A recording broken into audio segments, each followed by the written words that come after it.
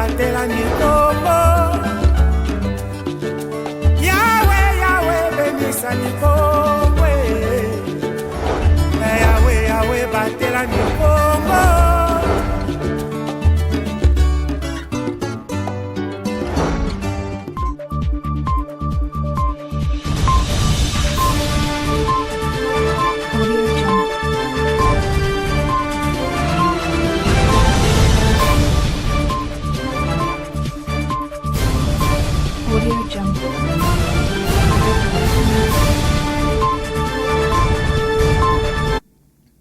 Bon début de week-end, mesdames, messieurs, et bienvenue dans ce journal. L'Église kimbanguiste à travers le monde a commémoré ce jeudi 6 avril 2023 le 102e anniversaire du début du ministère du prophète Simon Kimbangu le 6 avril 1991 en Kamba. Roger Misamo était sur le terrain à Matadi. Suivez.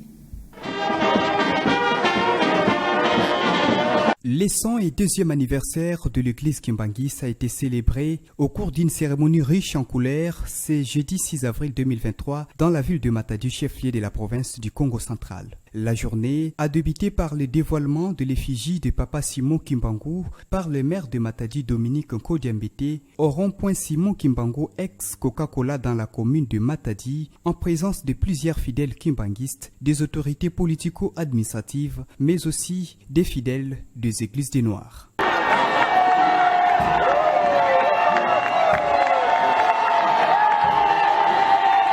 Après le dévoilement de l'effigie de Papa Simon Kimbangu sur ce rond-point nouvellement réhabilité, les fidèles kimbanguistes et toutes les personnalités se sont dirigés par un carnaval sous la musique de la fanfare kimbanguiste à la paroisse centrale kimbanguiste d'Imvouzi, en passant par les ronds-points Voadou, Mikondo et Momon. Prédication, exhortation, pièces théâtrales sont là les moments forts qui ont marqué ces cultes d'action des grâces. Pour le commissaire général aux affaires foncières du Congo central, cette journée est plus que spéciale. C'est une journée spéciale pour tout kimbanguiste, surtout pour le peuple noir. D'autant plus que le président de la République a pensé d'honorer la vie spirituelle ainsi que cet éveil africain.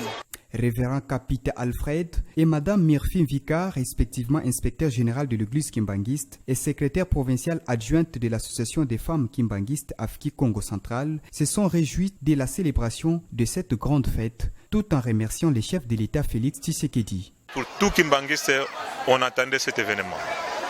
Ça durait longtemps, mais aujourd'hui, on y est arrivé.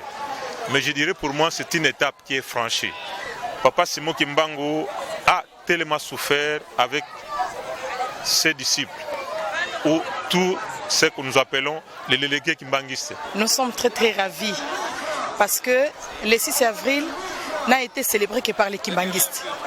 Mais maintenant là, c'est célébré sur toute l'étendue de la RDC. Nous commémorons le combat de Papa Simon Kimbangu. Toute la journée, l'ambiance était totale à la paroisse centrale kimbanguiste d'Imvouzi, visiblement colorée en vert et blanc.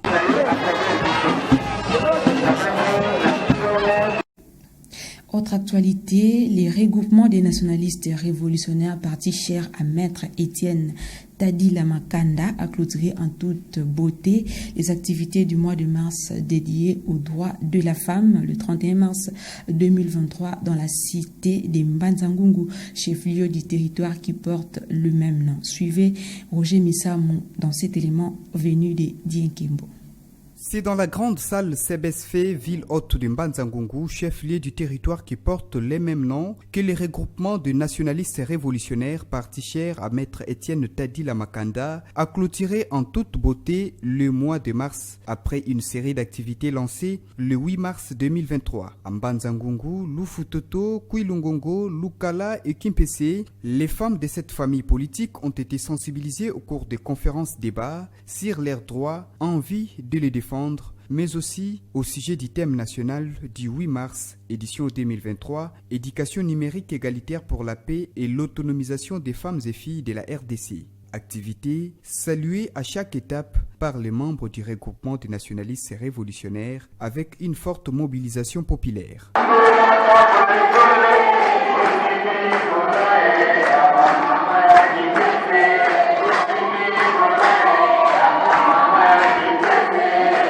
l'autorité morale de cette famille politique, le RNR, s'est promené avec un seul message, offrir un deuxième mandat au chef de l'État avec une majorité parlementaire confortable. Lunungu unima ya président Félix Antoine Tshisekedi Tshilombo kabuna ko ba mama unu kya beno et unu. À travers ses activités de grande envergure, les regroupements des nationalistes et révolutionnaires a bien prouvé sa maturité et affûte aussi les armes pour les prochaines échéances électorales. Parlons politique à présent. L'Union sacrée de la nation n'est plus un concept. Elle s'est officiellement transformée en plateforme politique. La cérémonie d'adoption et de signature de la charte s'est déroulée le mercredi 5 avril 2023 au Pullman Hotel à Kinshasa. Suivez ces commentaires. L'Union sacrée de la nation a désormais une personnalité juridique. La cérémonie d'adoption de la charte s'est déroulée ce mercredi 5 avril 2023 au Pullman Hotel dans la ville-province de Kinshasa, présidée par le Premier ministre Jean-Michel Sama Lukonde, accompagné du président de l'Assemblée nationale, du Sénat, du vice-premier ministre de l'économie nationale et du secrétaire général de l'Union pour la démocratie et les progrès social IDPES, du VPM de la Défense, tous membres du Présidium. Le membre de cette plateforme politique et les nouveaux adhérents ont tour à tour posé leur signature sur ces documents. Quelques jours après la mise en place du statut, les membres de cette coalition signent la charte constituante de cette structure dans l'objectif de matérialiser la vision du chef de l'État Félix Antoine Tshisekedi Tshilombo, candidat unique de l'Union sacrée à l'élection présidentielle de décembre prochain. La cérémonie de signature a été précédée du mot du Premier ministre Jean-Michel Sama Lukonde. Nous avions déjà des rencontres. Ensuite, mission précise avait été donnée au Présidium par la haute autorité d'aller vers la formalisation d'une vision qui était la sienne, celle de l'Union sacrée de la nation, en termes d'organisation des forces politiques et de toutes les structures qui accompagnent cette vision. Nous avions annoncé le travail de la charte qui était en cours et nous avions aussi annoncé qu'il y aurait la signature soit de renouvellement de confirmation à l'appartenance de l'Union sacrée ou soit d'adhésion de l'Union sacrée. Et finalement, nous avions annoncé cette grande rencontre que nous devions avoir ici ce soir. Celle qui consiste justement à l'adoption de cette charte. Notons que l'Union sacrée n'est plus un concept. Elle s'est transformée officiellement en plateforme politique. Et dans l'actualité sportive, l'instance suprême du football en République démocratique du Congo s'apprête à élire un nouveau président pour succéder à Constant Omari après 2 décennies de longévité à la tête de la Fédération congolaise de football et associations. Jamsingui nous en dit plus. Depuis le départ de M. Constant Omari à la tête de la Fédération congolaise de football association, le réunion se multiplie pour trouver le successeur de celui qu'a passé 2 décennies à l'instance mère du football congolais. Belsi Toutala, secrétaire général de la FECOFA, a signé une correspondance le jeudi 6 avril 2023 pour convoquer tous les présidents des ligues nationales et provinciales de football en assemblée générale extraordinaire élective qui aura lieu le samedi 20 mai 2023 à Kinshasa à Béatrice Hotel. Le but de ces assises est la désignation des scrutateurs et l'élection des membres de la commission électorale et planifie la tenue du scrutin. Les participants vont également réfléchir sur les critères des candidats. Le comité actuel de la Fédération congolaise de football association, dirigé par le président AI en mission Didier Massamba, semble poursuivre son bonhomme de chemin de manière autonome pour doter l'organe fêtière du football congolais de nouveaux animateurs. À noter que, sauf changement, les élections au sein de la fédération sont prévues au mois de juin de cette année. Et au niveau continental, à Somalie, environ 400 à 500 personnes quittent leur patrie pour fuir la sécheresse en se réfugiant au Kenya dans l'espoir de trouver de l'aide humanitaire dans les camps de réfugiés. Élément de nos confrères de TV5 Monde. Suivez. Ougache Adan Abdoulaye n'a plus que quelques graines de sorgho en réserve. C'est pourtant avec ça qu'il est censé tenir 10 jours avec sa famille de 13 personnes, 10 jours jusqu'à la prochaine distribution. Quand nous recevons la ration alimentaire, nous en vendons une partie pour acheter du sucre et d'autres produits de première nécessité, ce qui fait que nous n'avons pas assez de nourriture jusqu'à la prochaine distribution. La vie est difficile à Dadaab, dans l'est du Kenya. Une sorte de capitale pour les réfugiés. 3 camps immenses cernent la petite ville. Ils ont été ouverts en 1991 pendant la guerre civile somalienne. Ils accueillent aujourd'hui quelques 350 000 réfugiés, au-delà de leur capacité. La situation est difficile dans le contexte actuel de Dadaab, avec l'arrivée de nouveaux réfugiés.